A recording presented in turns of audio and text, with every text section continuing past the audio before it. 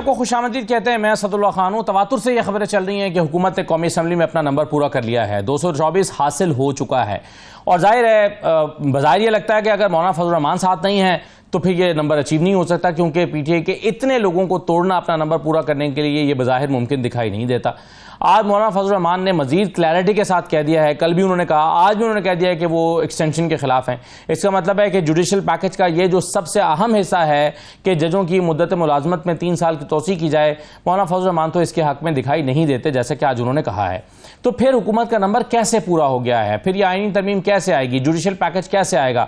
आज के प्रोग्राम में आज जुडिशल पैकेज के जो 4 अहम तरीन निकात हैं वो भी आपके सामने रखेंगे कि क्या है, 4 पॉइंट्स कौन से हैं जुडिशल पैकेज में जिसकी वजह से हुकूमत ये आईनी तरमीम लाना चाहती है और अपोजिशन इसकी मुखालफत कर रही है और मौलाना फजल रहमान साहब भी इसके साथ नहीं है। एक सवाल ये भी है, क्या मौलाना फजल रहमान पूरे जुडिशल पैकेज को सपोर्ट नहीं कर रहे हैं या कुछ हिस्सों को सपोर्ट कर भी रहे हैं? यह भी इंपॉर्टेंट है। यानी हो सकता है कि वो चीफ जस्टिस की एक्सटेंशन वाले मामले या जजों की मुद्दत मुलाजमत वाले मामले को तो सपोर्ट ना करें, लेकिन क्या वो जो सीनियोरिटी वाला उसमें एक पैकेज है कि जरूरी नहीं है कि सीनियर मोस्ट को ही चीफ जस्टिस बनाया जाए, क्या मौलाना इसको भी सपोर्ट नहीं करेंगे? क्योंकि आज उन्होंने इस तक अपनी तकरीर में इसका जिक्र नहीं किया, तो ये सवाल पैदा हो रहा है। इन तमाम चीज़ों में बात करेंगे और साथ साथ जो पीटीआई के अभी तो एक सीट बड़ी इंपॉर्टेंट हुई हुई है। रहीम यार खान में जो ज़िमनी इलेक्शन चल रहा है उसमें पीटीआई की सीट बज़ाहिर खतरे में दिखाई दे रही है। अभी तक के रिजल्ट्स हैं उसमें चंद पोलिंग स्टेशन में 14,000 वोटों का फर्क पड़ गया है। पीपल्स पार्टी के उम्मीदवार लीड कर रहे हैं और पीटीआई की जो जीती हुई सीट थी, जो मुमताज़ मुस्तफ़ा एडवोकेट वफात पा गए थे, उनके साहबजादे इलेक्शन लड़ रहे हैं, वो इस वक्त तक काफ़ी पीछे दिखाई दे रहे हैं। तो ये एक सीट जो है पीटीआई को, क्या इसके भी खसारे का सामना करना पड़ सकता है? आज प्रोडक्शन ऑर्डर जारी हुए, पीटीआई के एमएनएस पेश हुए, लेकिन साथ ही साथ जो इस्लामाबाद हाई कोर्ट में इनको जुडिशल कर दिया गया, यानी जो जिस्मानी रिमांड था उसको मुअत्तल भी कर दिया गया है। मेरे साथ आज के प्रोग्राम में मलिक अहमद खान बच्चे साहब मौजूद हैं, पाकिस्तान तहरीक इंसाफ के रहनुमा, अपोजिशन लीडर पंजाब असम्बली में। बहुत शुक्रिया मलिक अहमद खान साहब प्रोग्राम में शिरकत करने के लिए। कामरान मुर्तज़ा साहब हमें ज्वाइन कर रहे हैं, जेयूआई के रहनुमा हैं। साकिब बशीर साहब हमारे साथ मौजूद हैं, 92 के सीनियर कोर्ट रिपोर्टर हैं। बहुत शुक्रिया साकिब बशीर साहब। और माजिद निज़ामी साहब हमारे साथ मौजूद हैं, सीनियर तजकार हैं। आपको भी खुशामदीद कहते हैं माजिद निज़ामी साहब।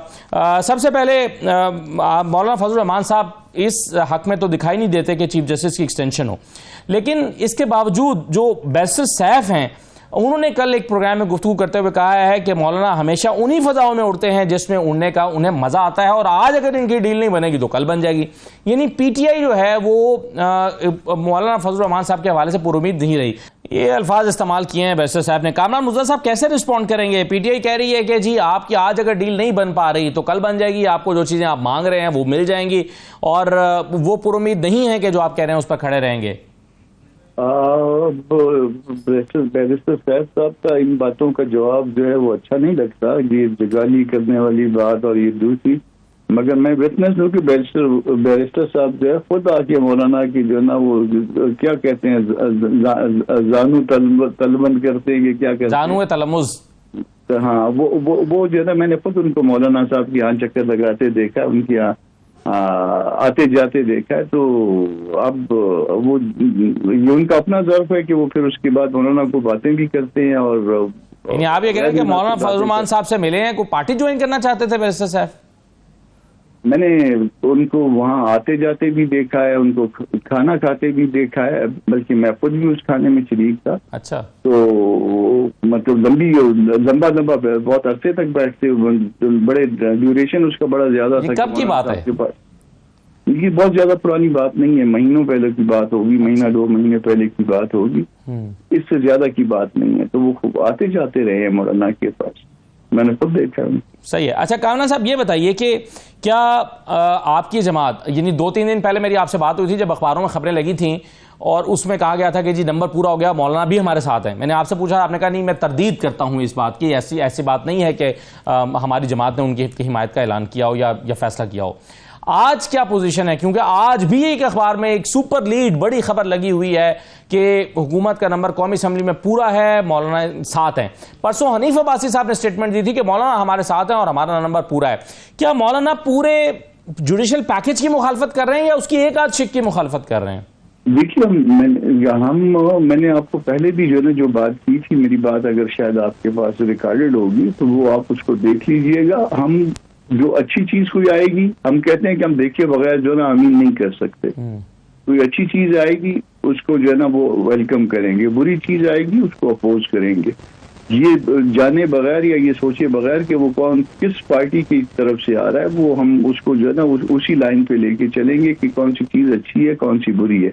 हाँ, ये बात जो सबसे बड़ी गवर्नमेंट की ख्वाहिश है कि उनको जो ना ये एक्सटेंशन मिल जाए, जो सिटिंग जजेस हैं उसको जो ना हम अपोज करते हैं, उसको मौलाना आज रद्द कर चुके हैं। मेरा ख्याल है बहुत वाज़ेह अल्फाज में। सही है। अब अगर फर्ज करें कोई ऐसी बातें आती हैं जो हमें सूट करती हैं तो यकीनन जो है ना उसके ऊपर हम बात करने तो इसमें जो 175A है जिसमें सदर सुप्रीम कोर्ट के सीनियर 3 जज को चीफ जस्टिस ऑफ पाकिस्तान नामजद करेगा, क्या इसकी आपकी तरफ से हिमायत हो सकती है इसमें तरमीम की, कि यानी जरूरी नहीं है कि सीनियर मोस्ट को ही चीफ जस्टिस लगाया जाए?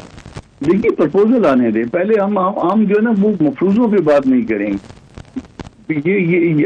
ये बात जो है ना कि जी इस तरह से हो गया तो आप क्या करेंगे, वैसा हो गया तो आप क्या करेंगे, इस तरह की बात जो है ना वो गैर मुनासिब। लेकिन जुडिशियल पैकेज में तो ये है ना कामरान साहब, आप जाहिर है आपके सामने अगर ऑफिशियली वो अगर आपके पास है तो मुझे भिजवा दीजिए, मैं आपको अपनी राय दे देता हूँ उस पर।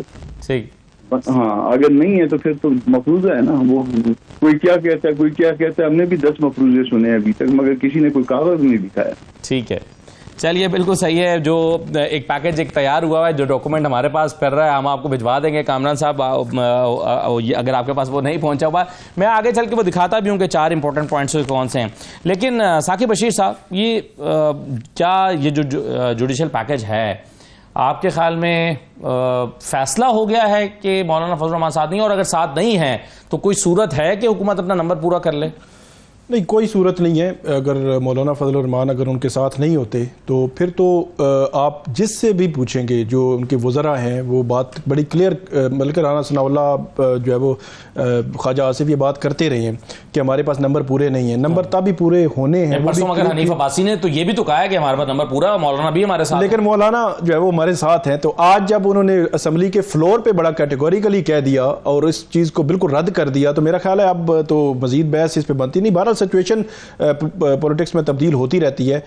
लेकिन ये है कि जो आज की तकरीर है मौलाना की, उसमें जो आपने ये जो जजेस सुप्रीम कोर्ट की जो चीफ जस्टिस की तैनाती है उसके हवाले से कि उनकी तैनाती शायद टॉप के 3 या टॉप के 5 जजेस में से इस किस्म की कोई तरमीम आती है, तो मौलाना की गुफ्तगू से ऐसे लग रहा था कि इस चीज़ को जो देखा जा सकता है कि पार्लिमानी कमेटी में आए या इस किस्म का जो एक्सटेंशन है, तोसी है, वो सिंगल किसी बंदे की हो या 3 साल उनकी उम्र बढ़ाई जाए, उनको उन्होंने रद्द किया है। लेकिन प्लान बी भी है। अच्छा, प्लान बी में फिर जस्टिस मंसूर अली शाह जो है वो शायद गवर्नमेंट जो है वो समझ रही है कि वो आएंगे तो पता नहीं अक्टूबर नवंबर में क्या हो जाएगा, तो वो फिर अगर ऐसी सिचुएशन होती है तो फिर 3 या 5 जजेस में से उनको चीफ जस्टिस बनाया जाता है। मेरा ये ख्याल है कि ये अगर तरमीम हो भी गई तो ये शायद कायम ना रह सके, क्योंकि ये तो फिर एक नया ट्रेंड निकल पड़ेगा ना कि जब भी किसी चीफ जस्टिस से जाना होगा तो टॉप के 3 या 5 जो है वो जो जज होंगे वो अपनी लॉबिंग शुरू कर देंगे गवर्नमेंट की फेवर में, कोई फैसले, कोई इस किस्म की चीज़ें।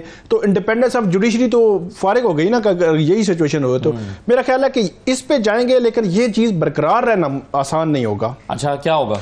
डेफिनेटली वो चैलेंज होगी। अगरचे आईनी तरमीम को उसको जो है वो स्ट्राइक डाउन करना आसान नहीं है, लेकिन इंडिपेंडेंस ऑफ जुडिशरी पे जहां पे लफ आएगा, हर्फ आएगा।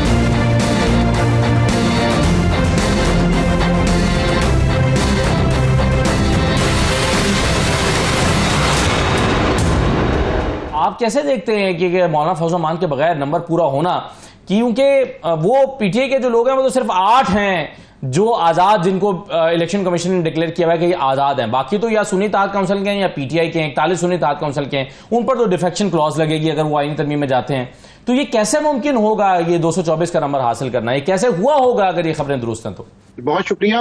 ये बात आपकी बिल्कुल दुरुस्त है कि कौमी असम्बली का स्कोर कार्ड इस वक्त कोई ऐसे वाज़ेह इशारे नहीं दे रहा कि जिसमें हम ये देख सकें कि नंबर्स ऊपर से नीचे हुए हैं। उसमें डेफिनेटली जो मुस्लिम लीग नून को दोबारा गिनती के बाद जो सीट्स मिली हैं वो मैटर करेंगी, फिर इसी तरह आज का ज़िमनी इलेक्शन मैटर करेगा, लेकिन इसके बावजूद भी वोट्स की जरूरत होगी। तो वो जो 8 आज़ाद अरकान मौजूद हैं उसके अंदर कुछ नाम ऐसे हैं कि जिनके ऊपर बात की जा सकती है। उमर अयूब वहां पे आज़ाद हैं, बैरिस्टर गौहर आज़ाद हैं, तो वो तो बिल्कुल ऐसे नाम है कि जिनके बारे में तवक्को नहीं की जा सकती। इसी तरह ब्रिगेडियर असलम घुमन का नाम है सियालकोट से, चौधरी उस्मान अली का साहिवाल से है, रेहान जेब का बाजोड़ से है।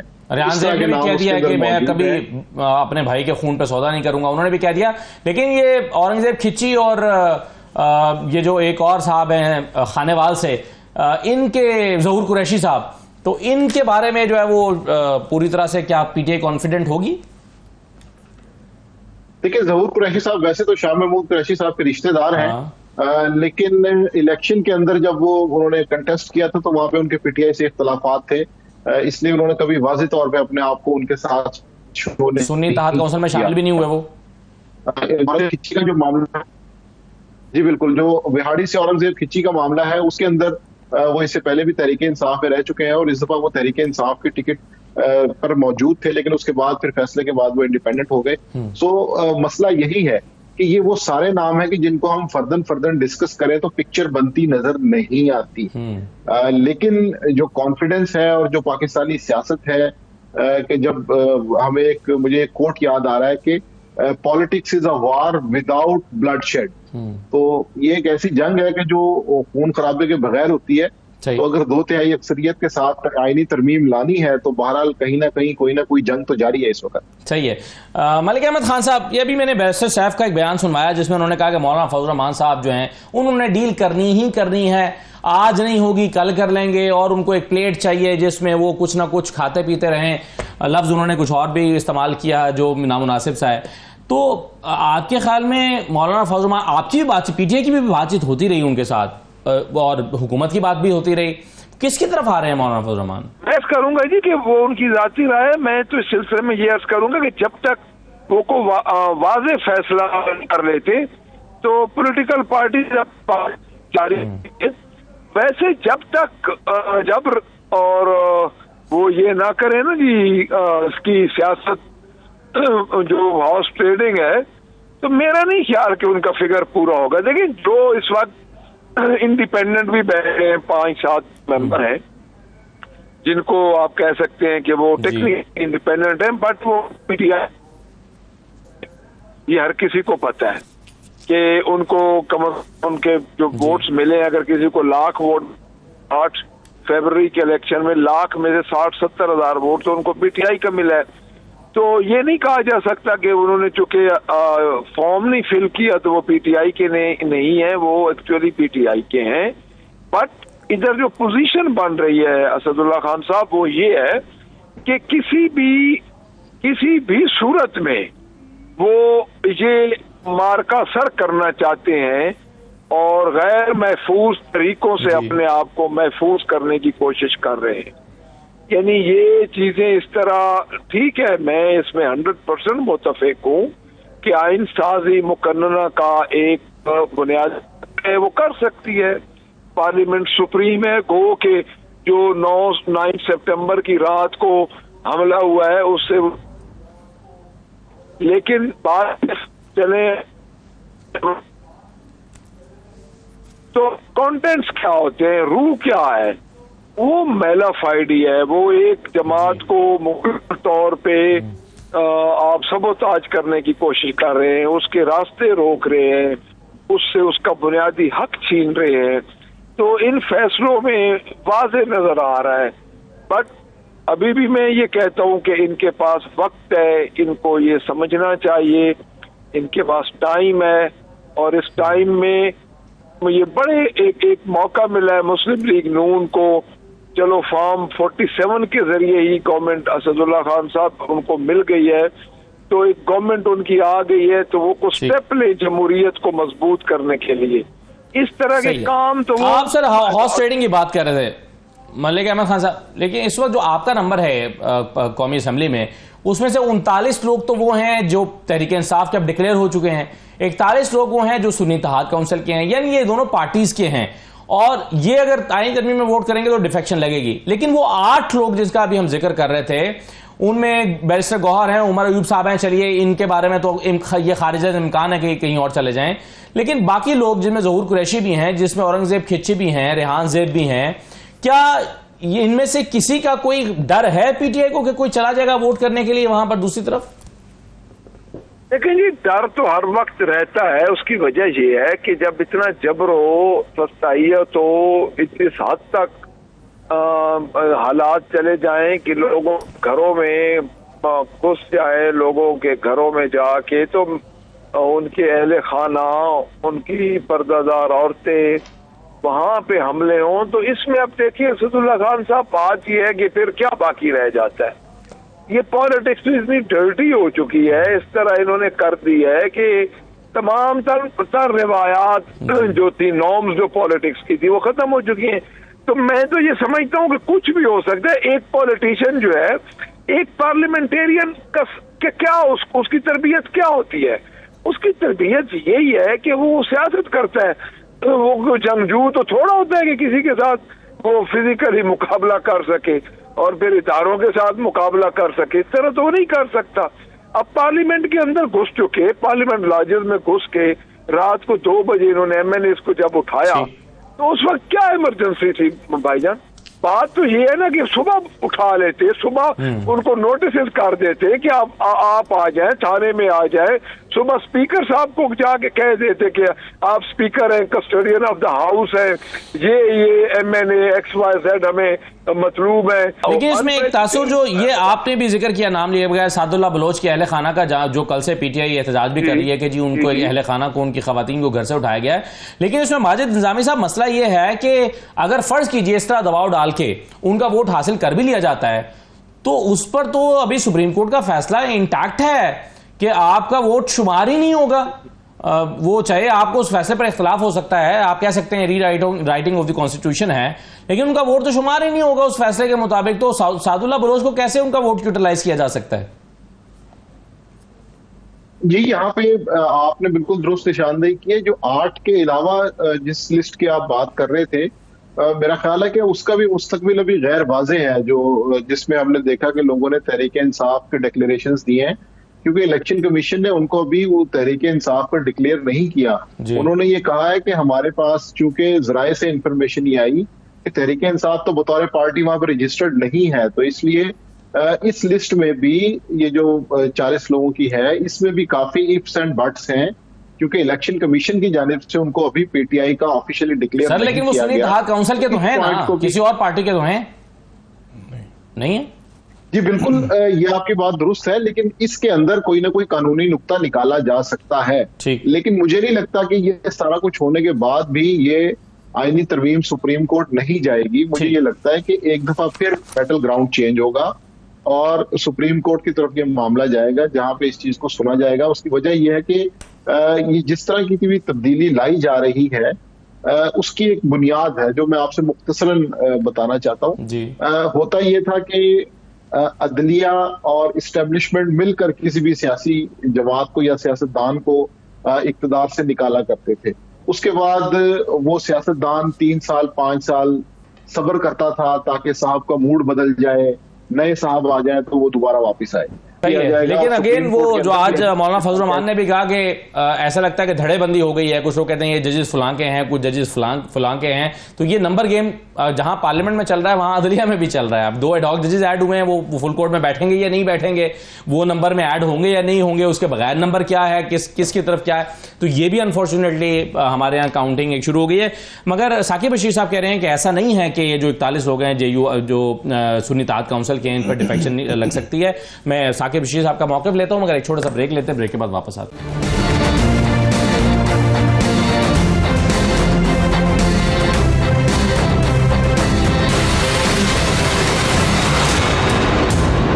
ब्रेक के बाद दोबारा खुशामदीद कहते हैं। हम अभी बात कर रहे थे कि 80 लोग हैं वो जिन्होंने सुन्नी इत्तेहाद काउंसिल को ज्वाइन किया था, उनमें से 39 को PTI का मान लिया गया इलेक्शन कमीशन की तरफ से। तो मेरा ये नुक्ता था कि ये जो 80 के 80 लोग हैं जो सुन्नी इत्तेहाद काउंसिल के या PTI के, इनमें से कोई भी वोट नहीं दे सकता, उन पर डिफेक्शन क्लॉज लगेगी। साकिब बशीर साहब, आपका नुक्ता नजर मुख्तलिफ है?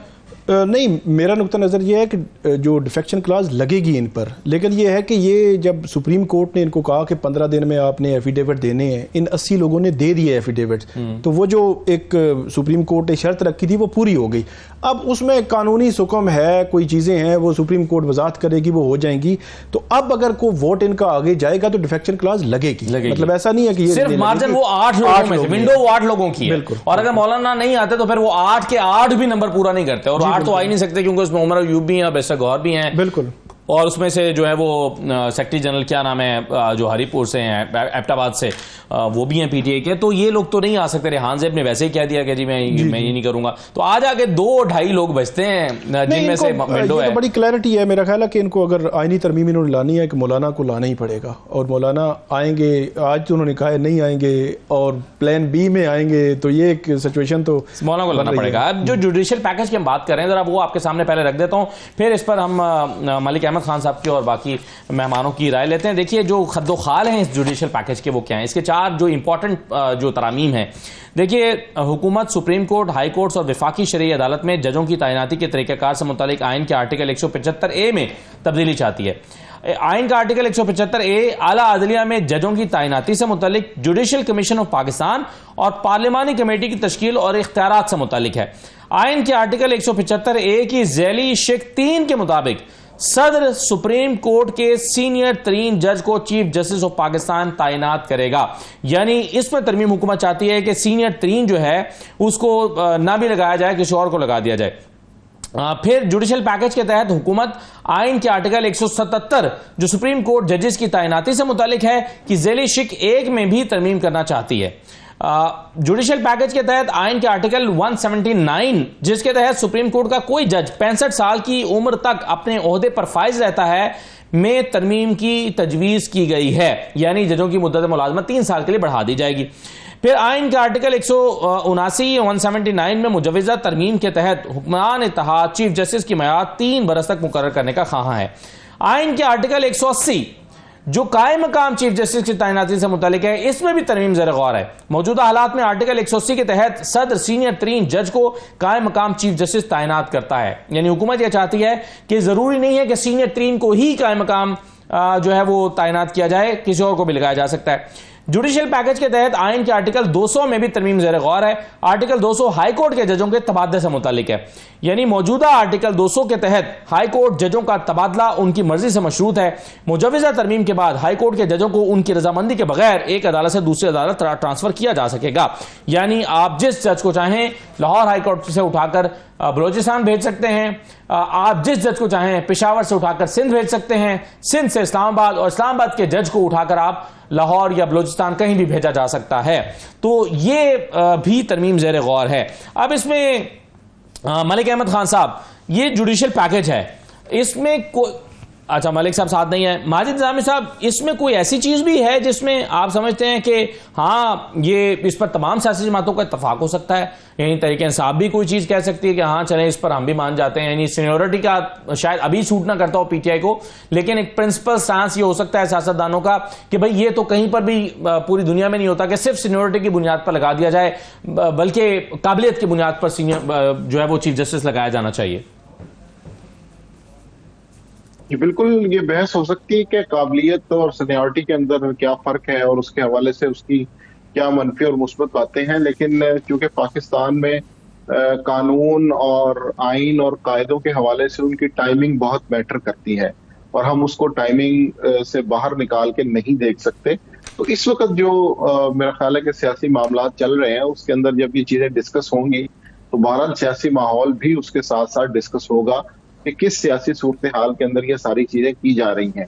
और अगर इन चीजों की तरफ जाया जाता है तो हमने देखा कि जिस तरह ख्वाजा आसिफ पिछले 1 महीने से टेलीविजन पे आके कहानियां सुनाते हैं कि फलां जर्नल के सुसर ने ये कह दिया, फलां की फलां जगह से सिफारिश आ गई, तुम्हारा जर्नल और मेरा जर्नल।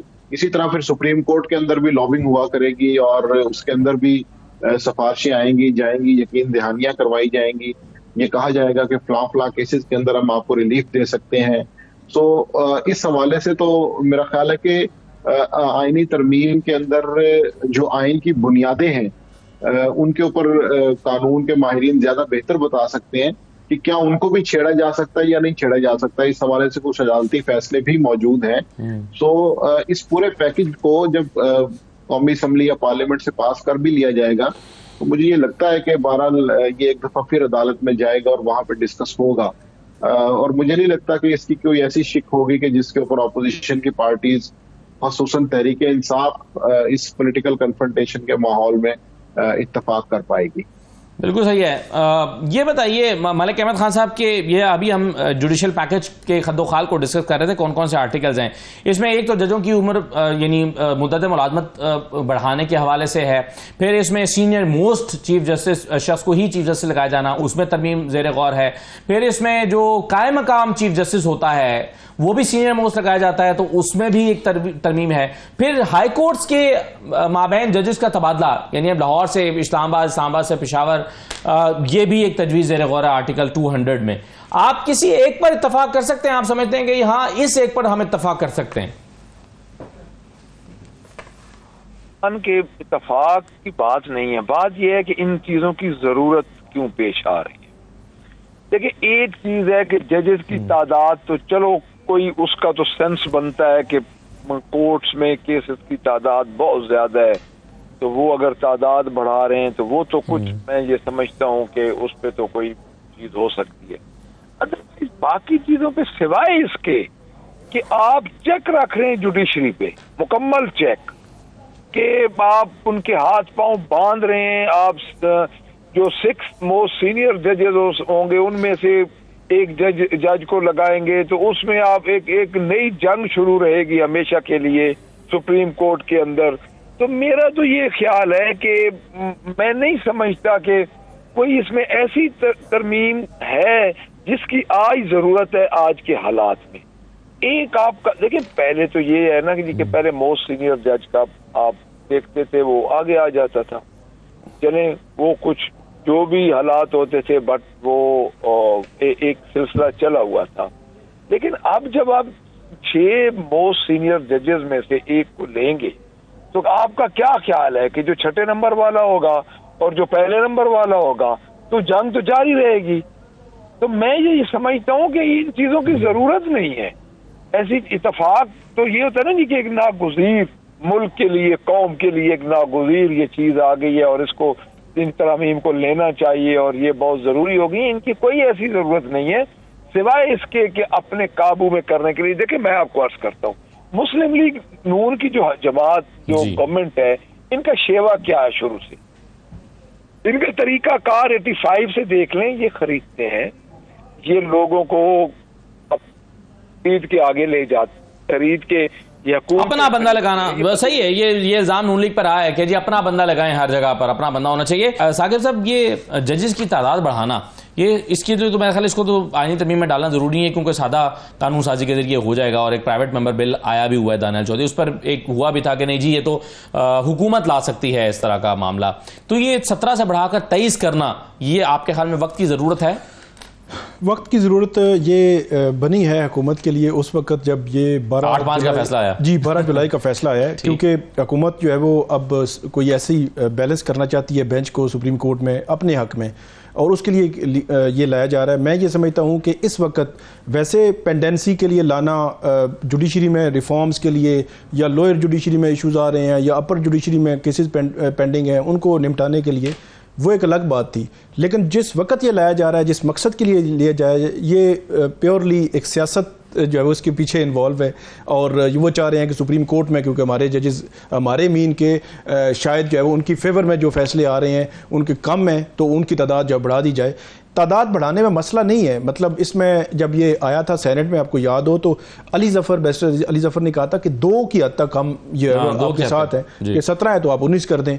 तो मतलब इसके इट मीन कि उसमें मसला नहीं है, लेकिन आप अगर 7-8 बढ़ाएंगे तो उसके पीछे फिर मोटिव लगेगा कि ये जो किस तरफ जा रहे हैं। माजिद निज़ामी साहब, ये तौहीन अदालत वाला जो मामला है, नूर आलम खान साहब जो लेकर आए हैं, अब कामरान साहब हमारे साथ अब हैं नहीं, वरना मैं उनसे पूछता कि नूर आलम खान साहब को क्या अब हिमायत हासिल हो गई, क्योंकि पहले उन्होंने कहा कि जी मैं हमारे इल्म में ये नहीं है कि नूर आलम खान साहब अपने तौर पर बिल लाए हैं या ये जो है वो पार्टी पॉलिसी है। लेकिन बहरहाल ये तौहीन अदालत का ख़त्म हो जाना, क्या इससे यानी अगर फर्ज करें ये हो जाता है तो क्या होगा उसके बाद? जी बिल्कुल, ये जो हम यहाँ पे डिस्कशन कर रहे हैं उसी की कंटिन्यूएशन में ये सवाल आता है कि जब हम सारी टाइमलाइन को देखते हैं और सियासी सिचुएशन को देखते हैं और उसके बाद ये देखते हैं कि वो तमाम जजेस के जिनकी वजह से हुकूमत परेशान है, और उनके खिलाफ जो कार्रवाइयां की गई उसके बाद उनकी तरफ से जो रद्द-ए-अमल आया तौहीन अदालत की वजह से और उसके तहत कार्रवाइयां की गई, तो फिर उससे ये पता चलता है कि इस कानून या इस इख्तियार से भी हुकूमत को मसाइल का सामना करना पड़ रहा है। तो जहां पे बाकी 4 चीजें हो रही हैं तो 5वीं चीज ये भी हो जाएगी।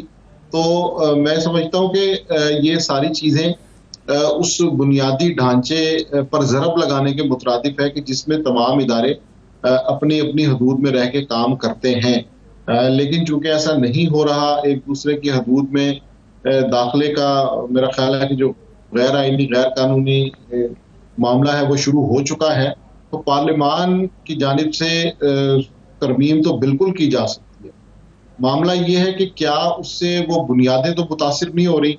मिसाल के तौर पर अगर हुकूमत ने मखसूस नशिस्तों का फैसला मानने से ही इनकार कर दिया तो ये तो उस बुनियादी ढांचे पे ज़रब लगाने के मुतरादिफ है। साकिब बशीर साहब, ये हम अदालतों की बात कर रहे हैं, हुकूमत के ज़हन में मुख्तलिफ तरह के फार्मूले हैं। एक फार्मूला ये भी है कि पैरेलल कोर्ट्स को ले आई जाएं, यानी रूटीन के मामला इन्हीं अदालतों में चलते रहें, ये जो भी 17 की कोर्ट है और 2 एड हॉक भी हैं, और एक और अदालत बनाई जाए जिसमें कॉन्स्टिट्यूशनल मैटर्स जो हैं, आइन तशरीहात का मामला उनके पास जाए, यानी नए जजेस भर्ती करके नई कोर्ट बना दी जाए।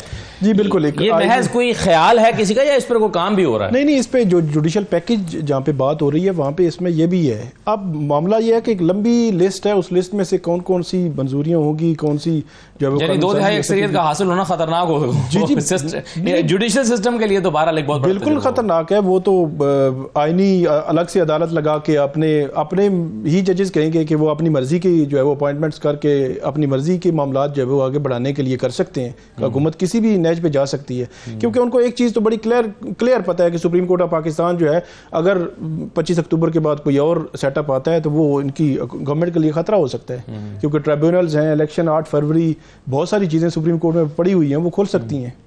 तो ये चीज़ें इनके मद्देनज़र हैं, इस वक्त भी हैं।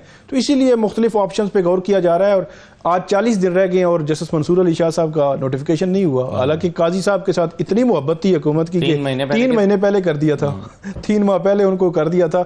जब आप नोटिफिकेशन कर देते हैं तो जो चीफ जस्टिस जा रहा होता है वो तो गैर मुअस्सर सा हो जाता है। हुकूमत के ये बयान भी आए थे और कहा था कि जी जस्टिस मंसूर ही होंगे चीफ जस्टिस। दानियाल चौधरी ने एक प्रोग्राम में कहा था, और भी कुछ स्टेटमेंट्स आई थी। जब आजम तारड़ साहब ने कहा हमारे पास नंबर नहीं है, तो ऐसा लगता था कि नहीं ये तय हो गया है कि जैसे मंसूर को चीफ जस्टिस बना दिया जाएगा। लेकिन उसके बाद ये कोई एक और एफर्ट बाद में की गई है? मेरा ख्याल है नहीं, बाद में की भी जा रही है और एक और एफर्ट की जाएगी। वो है नजरसानी जो है मखसूस नशिस्तों की, उसकी मतलब हेयरिंग ऐसे लगता है कि इस माह के एंड तक जो है वो हो सकती है। अगर फैसला आएगा, तफसीली फैसला, तो वहाँ पे एक अटैम्प्ट जो है वो 12 जरूर हो सकती है कि वहाँ से अगर फैसला गवर्नमेंट के हक में आ जाए और वो नशिस्तें मिल जाए उनको जो माले गनीमत की हैं, और उसके बाद फिर तो वैसे ही 2/3 हो जाएगी। वो तो वैसे ही हो जाएगी, फिर हो जाएगी, तो उसके बाद तो फिर कौन रोकेगा? फिर तो पूरा सिस्टम ही वो चेंज कर देंगे। अच्छा, एनीवे, एक चीज जो आज अली अमीन गंडापुर साहब ने कहा, और वो ये है कि मैं यानी बतौर सूबा अफगानिस्तान से बात करने के लिए तैयार हूं। सुनिए उन्होंने क्या कहा है। खुदा की कसम परवाह ही नहीं है, मेरा खून बह रहा है, परवाह ही नहीं है। और मैं कह रहा हूं यार, अफगानिस्तान के पास मुझे वफद भेजने दो, बात करो यार। मेरा खून क्या पानी है? मैं कब तक बर्दाश्त करूंगा? अब मैं ऐलान करता हूं यहाँ पर, आपकी अपनी पॉलिसी है तो अपनी पॉलिसी अपने घर में रखो। मैं वज़ीर सुबह बात करूंगा। अच्छा लगता है? Very good. नहीं लगता? Very very good. अब इसको रिस्पॉन्ड किया ख्वाजा आसिफ साहब ने, वो कहते हैं ये तो फेडरेशन पे हमला है। जरा सुनिए। सीएम केपी का बयान आया है कि हम खुद जो है अफगानिस्तान से मुज़ाकरात करेंगे। फेडरेशन के ऊपर डायरेक्ट हमला है। कोई सूबा जो है वो किसी मुल्क के साथ डायरेक्ट मुज़ाकरात नहीं कर सकता। ये कॉन्टिन्यूशन है उसी खिताब की जो उन्होंने आज से 4 दिन पहले जो है जलसे में किया था। ये ज़हर कातिल है इस मुल्क के लिए, जिस रास्ते के ऊपर सीएम केपी जो है खुद चल रहे हैं और साथ अपनी पार्टी को चलाने की कोशिश कर रहे हैं। और अभी इत्तलात ये हैं कि उन्होंने कुछ मुलाकातें भी इस सिलसिले में शुरू कर दी हैं अफगानिस्तान के कुछ लोगों के साथ, और अपने तौर पर वो कुछ मीटिंग्स भी कर रहे हैं। कुछ इस तरह की खबरें भी मौसूल हो रही हैं। लेकिन अब मुझे एक तो माजिद निज़ामी साहब, आपकी इस पर क्या राय है? ये अली अमीन गंडापुर साहब ठीक कह रहे हैं, हुकूमत ठीक कह रही है, जो ग्रीवेंसेस हैं उनके वो उसको एड्रेस नहीं हो रहे हैं, क्या हो रहा है ये?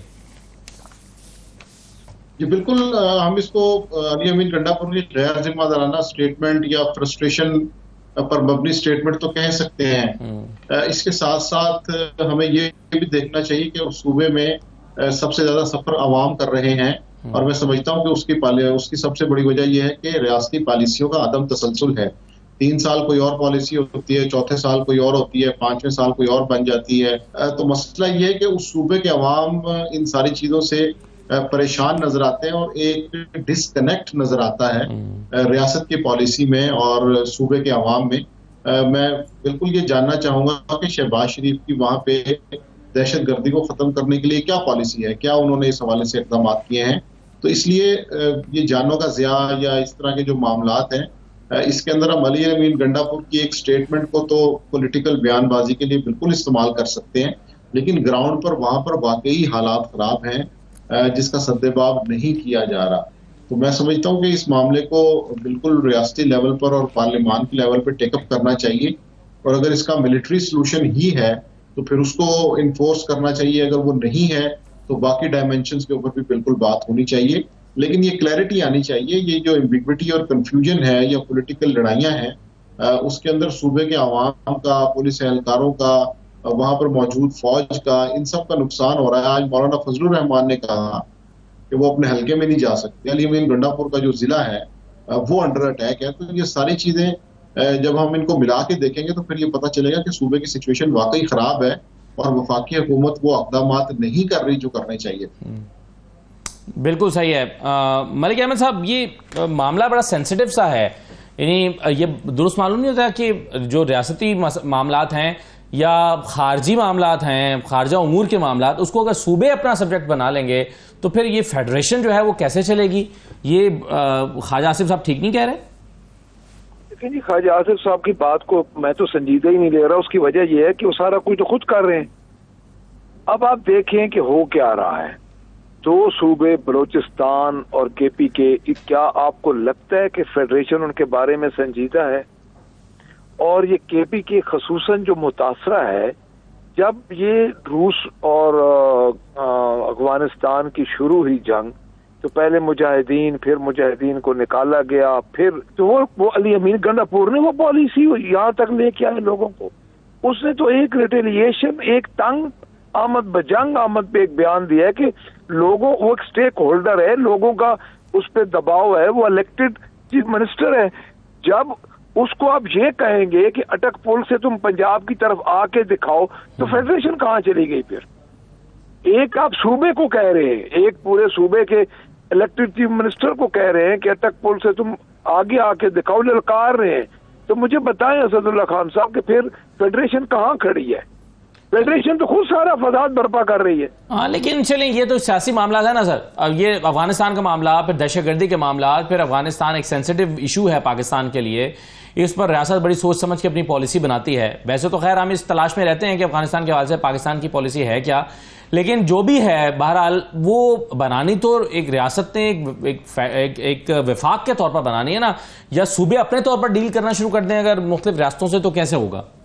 सर, उसमें मैं अर्ज करता हूँ आपको, देखिए ये जो बॉर्डर एरियाज होते हैं ना, एडजेसेंट एरियाज जो होते हैं, ये अपना एक दूसरे के साथ, उसमें जिरगे भी चलते हैं, उसमें म्यूचुअल अंडरस्टैंडिंग से मकामी तौर पे बातें चलती रहती हैं। ये पहले भी होता रहा है।